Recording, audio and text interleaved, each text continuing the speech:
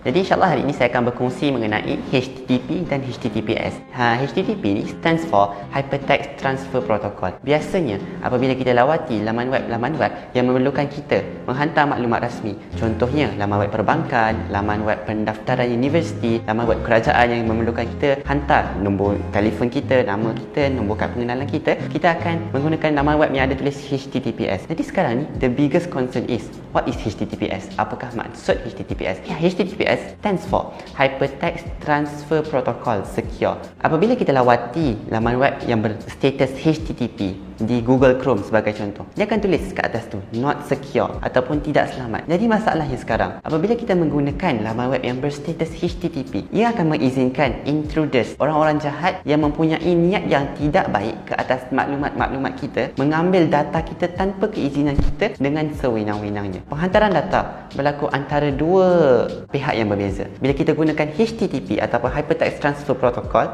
dia akan menghantar maklumat berkenaan as it is. Maksudnya kalau dihantar nama itulah yang dihantar. Tetapi dengan adanya teknologi HTTPS ataupun Hypertext Transfer Protocol Secure, maklumat berkenaan akan disulitkan. What does it means dengan disulitkan? Dia akan ditukarkan ke dalam bentuk kod yang berbeza apabila maklumat-maklumat itu dihantar. Apabila kita hantar dalam bentuk as it is, intruders ataupun orang jahat yang tengah nampak data kita, sebagai contoh apabila saya berhubung dengan internet awam ataupun internet di kedai mamak dan sebagainya, orang di sebelah saya yang menggunakan internet yang sama boleh mengakses apa yang sedang saya cari. Jadi apabila maklumat berkenaan tidak ditukarkan dalam bentuk kod, dia tak pakai topeng lah, dia akan senang difahami, orang terus boleh ambil. Jadi apabila kita melakukan transaksi-transaksi perbankan, pembelian-pembelian online yang memerlukan kita menghantar maklumat sulit kita kepada syarikat-syarikat tertentu, kita hendaklah menggunakan HTTPS berbanding dengan HTTP. Jadi pastikan provider ataupun contoh kalau kita beli barang di Lazada, pastikan ke atas tu dia menggunakan HTTPS. Jadi